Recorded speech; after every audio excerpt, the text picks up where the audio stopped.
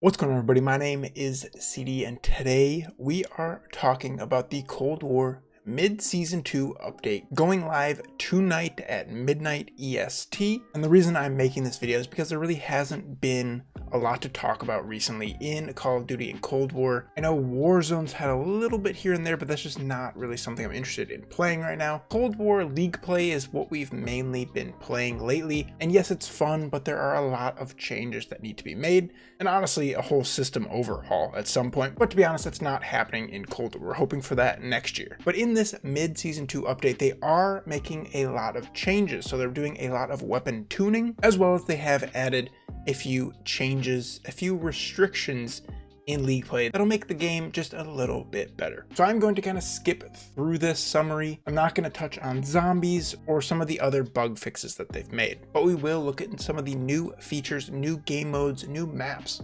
coming in this update. So as you can see, here are the sizes for this update right here. On the PlayStation 4, which is what I currently have, I was actually able to pre-download this update a few days ago. So tonight at midnight, I will be good to go. As you can see, a new multiplayer map, Miami Strike, which I believe is kind of just Miami in the daytime, is coming out, as well as a Miami Strike 24/7 playlist. Also a new smaller 2v2 and 3v3 map, Mansion. That'll be interesting for the face-off and the gunfight modes.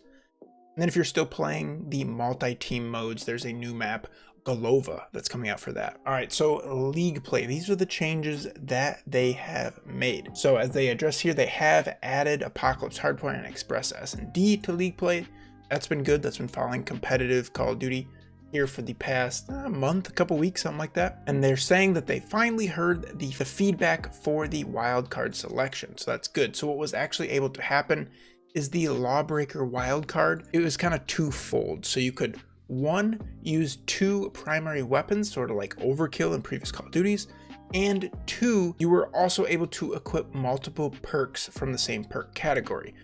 So it was a little bit OP because you could not only have the advantage of having two first perks, which in Cold War is the advantage, you have Tac Mask and Flak Jacket, but you could also run Overkill, and more than likely people are running an SMG and a sniper rifle. So with this update, they are actually not allowing you to use the Overkill part of it. They say right here, the Lawbreaker wildcard will no longer allow any weapon to be put in either slot.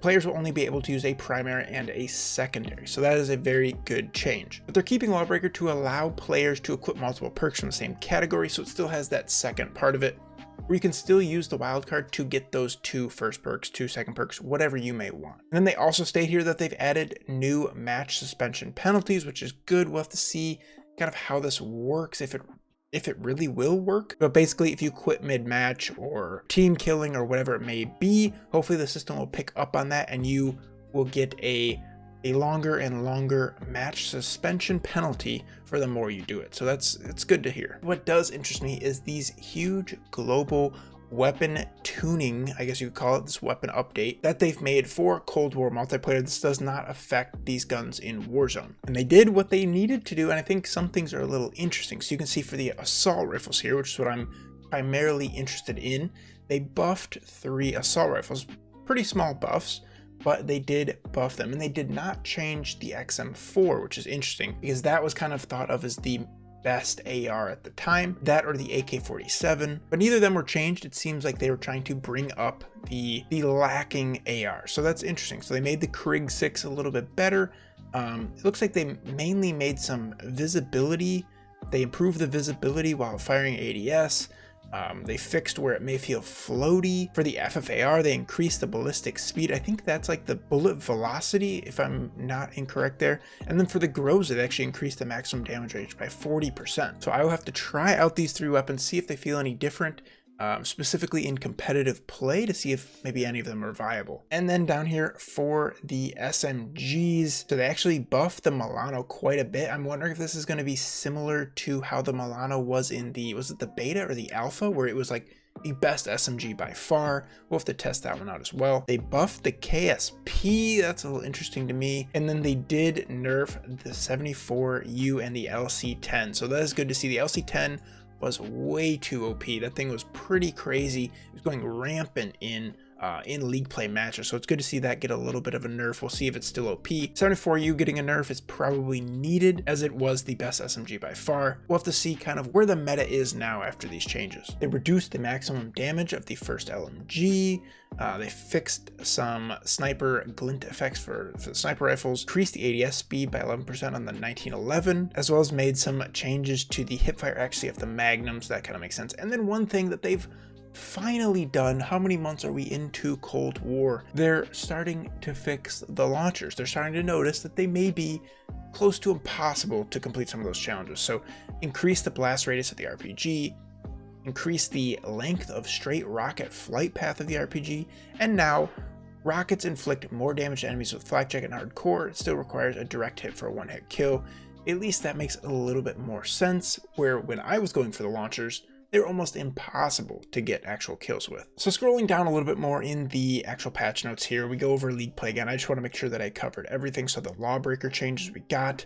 They completely restricted perk greed. I don't think that's something that I mentioned up above. So no more 6 perks. That's probably good. That matches the competitive play. They match suspension. And then they did make some UI changes, but I don't think are really going to affect anything. They extended placement brackets to include top 25 and top 50. They updated the gem representation. We'll have to see what that means. There's a new gem celebration animation. That means little to nothing. And then they added a location to the top of League Play ladder to showcase your current placement and gems. So they didn't do a ton, but they did make some big wildcard changes, which should make the meta, the competitive meta, a little bit better, I think, in League Play. So let me know what you guys think of this update. What you guys think the meta is going to be like with these weapon changes, what guns you're going to try out. Click the like button if you guys did enjoy it. So if you guys haven't already, we'll see you guys later.